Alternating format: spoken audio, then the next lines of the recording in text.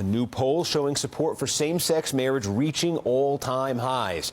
We've rolled out that headline more than once these past few years, and it happened again this week in a bigger way than ever.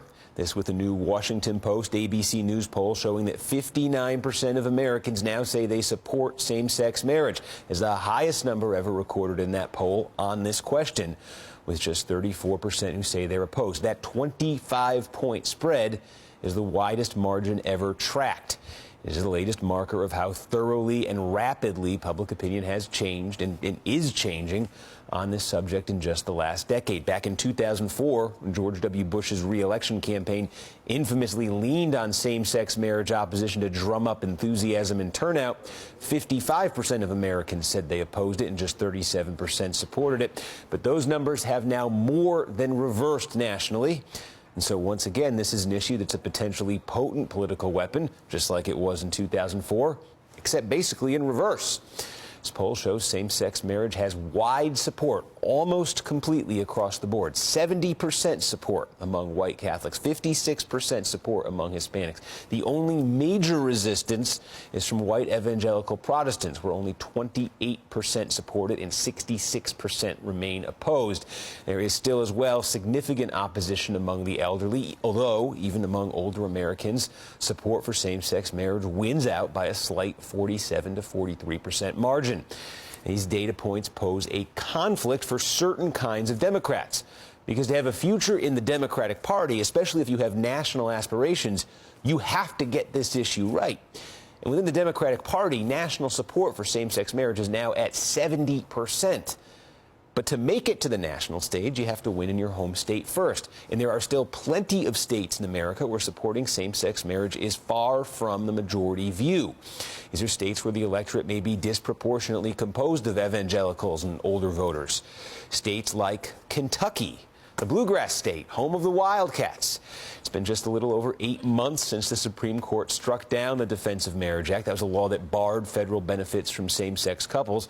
They did so by invoking the Equal Protection Clause of the Constitution. And since then, lawsuits challenging state laws that ban same-sex marriage are being challenged all across the country, even in deeply red bastions like Oklahoma and Utah and even Kentucky.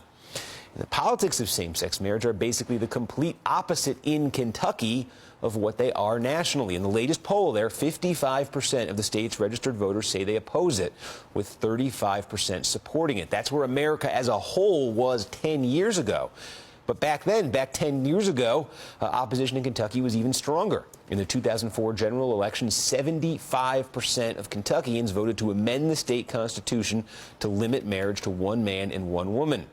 But in the wake of DOMA's repeal last year, that amendment became the target of a lawsuit brought by 4 same-sex couples. And on February 27th of this year, a federal judge ruled that the state amendment was in violation of the U.S. Constitution's Equal Protection Clause, and that Kentucky treats gay and lesbian couples, quote, differently and in a way that demeans them. The ruling went on to say that, quote, assigning a religious or traditional rationale for a law does not make it constitutional when that law discriminates against a class of people without other reasons. Now, this was a limited ruling. Even with those strong words, a federal judge did not order Kentucky to start issuing marriage licenses to same-sex couples. But the ruling did say that the state had to recognize all valid marriages, straight or gay, performed in other states. It meant, in other words, that there could be legally married gay couples in a state where opposition to gay marriage is still the electorate's overwhelming view. And so it created a serious political dilemma for a man named Jack Conway. He's the state's attorney general, and he's one of those ambitious Democrats I was talking about earlier. He already ran for the U.S. Senate in 2010, losing that race to Rand Paul, and he's publicly said that he's interested in running for governor next year. And it was Jack Conway, the politically ambitious Democratic Attorney General of Kentucky, who was forced by that federal judge's ruling to make a choice. Would he, as the chief law enforcement officer in the state, appeal the ruling and defend in court the state's ban on gay marriage, the ban that voters approved by a 3-to-1 margin in 2004? Or would he follow the lead of other attorneys general from other states, many of them blue states, and of the Attorney General of the United States, Eric Holder, and declined to defend the law, to say that he, as the Attorney General, would not try to stop gay marriage from coming to Kentucky? It was an odd dilemma. At the national level, you really can't be a Democrat today and not support same-sex marriage. But to win office in Kentucky, to win a job like governor that could be a stepping stone to the national stage, it may still be politically fatal to be closely identified with same-sex marriage. So late last month, Conway asked for a 90-day stay on that order from the judge, seeking time to decide whether to appeal the ruling. And then this past Tuesday, he called a press conference. I have evaluated Judge Habern's legal analysis, and today am informing my client and the people of Kentucky that I am not appealing the decision and will not be seeking any further stays. From a constitutional perspective, Judge Habern got it right. Conway went on to say that the state could not waste its resources on defending a law that was clearly unconstitutional at the federal level. Then he also addressed those who were telling him that it's his job as Attorney General to defend the law no matter what. There are those who believe that it is my mandatory duty, regardless of my personal opinion, to continue to defend this case through the appellate process. And I have heard from many of them. However, I came to the inescapable conclusion that if I did so, I would be defending discrimination. That I will not do. This was an unusually emotional press conference, with Conway even choking up, saying he wanted to make a decision that would make his daughters proud one day. The front page of Wednesday's Louisville Courier-Journal captured a tear falling from his eye. After Conway's announcement, the state's Democratic governor, Steve Beshear, who is barred by term limits from seeking re-election next year, decided that he would hire outside counsel and go ahead and pursue an appeal of that ruling. This decision is not only playing out in Kentucky's 2015 governor's race, it may also have an impact on the state's closely watched U.S. Senate race. On the Republican side, Senate Minority Leader Mitch McConnell is under attack from the Senate Conservatives Fund and from his Tea Party primary challenger, Matt Bevin, for his connection to the judge who issued this ruling, Judge John G. Habern. He was appointed to the federal bench by George H.W. Bush 22 years ago and was once McConnell's general counsel. In Kentucky, especially within the Republican Party of Kentucky, it still seems to be a race by candidates to prove just how against same-sex marriage they are. And on the Democratic side, this is proving to be a sensitive subject for Allison Lundergan Grimes, who will be running against the winner of that McConnell-Bevin primary. Now, last November, Grimes was on a tour of a farm when the proprietor asked her, quote, "You believe in Adam and Eve, don't you?" She asked, "Is this another lesson I'm learning here?" "No," the man insisted. "You believe in Adam and Eve, not Adam and Steve, don't you? Gay marriage, you don't support that, do you?" Grimes responded that she thinks everyone should have the ability to marry and that, quote, "the Supreme Court, they've already ruled on this. It's a state sovereign issue. And here in the state of Kentucky, we already have a constitutional amendment. Now, that's not to say that they won't readdress it." On Friday, we asked Grimes for her reaction to Conway's decision not to appeal the ruling and received this statement from her campaign. Quote, "Allison's position remains consistent. She's been married to her husband for 7 years and wouldn't want to deny other couples the opportunity to make that same commitment. She has made clear that while the Supreme Court has ruled state sovereignty applies, churches should not be forced to recognize anything inconsistent with their teachings. Allison deeply respects Attorney General Conway as Kentucky's chief law enforcement officer." So there you have it, a statement that affirms support for marriage equality, but also includes vaguer language on state sovereignty. This is clearly an issue that she does not want to be saying much about in public. Think of this as the mirror image of America as a whole. In the same week that polling showed acceptance of gay marriage widening to record levels nationally, there remain big swaths of the country where the politics on this issue still run the opposite way. It creates a dilemma for Democrats like Conway and Grimes, and it creates one for same-sex marriage supporters everywhere. How much slack are they willing to give to candidates and to elected officials in states like Kentucky? Joining me to discuss all of this, we have Abby Rappaport. She's a staff writer at the American Prospect. Mark Solomon, he's National Campaign Director with the group Freedom to Marry. Al Cross, he's a columnist at the Courier-Journal, as well as director of the Institute for Rural Journalism at the University of Kentucky. And DeJuan Trent, she's a Miss Kentucky pageant winner from 2010 who just came out last month as a lesbian. She now works in constituent services in the office of Kentucky Governor Steve Beshear, but we make clear she is not here to represent him today.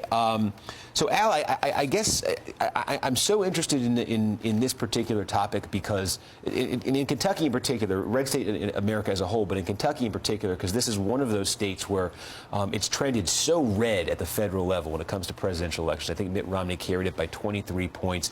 We have the polling there on same-sex marriages. It's very unpopular in the state. And yet Democrats can still win at the statewide level in Kentucky. They still do pretty well. This announcement by Jack Conway, politically ambitious attorney general for the state, how is it going over for him in the state now since he says he's made that? I think it's to his advantage in the Democratic primary. It may not be to his advantage in the general election, but the figures you showed are pretty instructive. 75% against gay marriage 10 years ago, only 55% today. You know, there's no proof that Mark Twain ever said that he wanted to be in Kentucky when he died because we were always 20 years behind the times. But we are culturally slower to accept such things, partly because, as the polling indicated, there's strong opposition to this among evangelicals, white evangelicals, and I would say black evangelicals too, really. And Kentucky is plurality, an evangelical state. But times are changing. This week, a bill to have a statewide anti-gay discrimination law finally got its first hearing in the legislature. And the more interesting aspect of this may have been the governor's position. Right. The governor and the attorney general are independently elected, but the governor is the attorney general's client. The governor, in deciding to appeal on his own with privately hired lawyers, is doing two things, and I presume there's some political calculus went into this. One, he's acting in the interest of his son, who is running for attorney general in 2015. So the son of the Democratic governor wants to run for attorney general, right? Right. And I think more importantly for Democrats as a whole, he is protecting the Democratic brand in the state. Obama has damaged the Democratic brand in Kentucky. People are less likely to identify as Democrats or vote Democratic. And if you had the Democratic Attorney General and the Democratic governor both declining to appeal a ruling that flies in the face of a lot of voters' values, that would be bad for the Democratic brand. And the Democrats are in danger of losing the state house in the fall elections, and they've got this Senate race that is very much on their front burner. So I think the governor's political calculus, if there was one, was to protect that brand. That's interesting. Now DeJuan, talk a little bit maybe about the other big political race in Kentucky this year, the one everybody's watching, is this Senate race. And we played that, and we showed that statement we got from Allison Grimes' campaign and that exchange she had with the farmer last year. She's sending signals that, yes, I support gay marriage, but also clearly uncomfortable talking about this. How much slack are you willing to give her in a campaign like this to sort of, hey, she sees the polls, she is not politically safe maybe to be out front on it. When you look at it, how much leadership do you want to see from her versus how much are you willing to say, hey, she's got to deal with these polls? I think that one of the things that really anyone who is watching a political race wants to see is someone be bold in their decisions. She's saying, everyone deserves their rights, but then at the same time, she's kind of riding the fence and saying, everyone deserves their rights, but we can't make anyone do anything. And people want to hear her say, just like the farmer urged her, you do believe in Adam and Eve, not Adam and Steve, right? They don't want to hear you say, I kind of believe in it, but I'm not so sure that I do. The most important word that she said in that statement, Steve, was churches. Right. Because that's what people in Kentucky see as the threat. Marriage is all bound up in religion. And the resistance to this begins to erode when people see another really basic fundamental thing, the need to love and be loved. And as people realize that's what's going on here, I think their opinions will continue to evolve in favor of it. Yeah, and that's I want to broaden this out. We'll take a quick break here, but because Kentucky isn't the only red state where something like this is playing out, and again you hear. We were just looking this week at Democrats trying to navigate this issue in these red states, and they come back to providing protection for churches, for religious groups, from not having to perform gay marriages if they don't want to. We'll talk about all of the red states and how Democrats are dealing with this issue when we come back.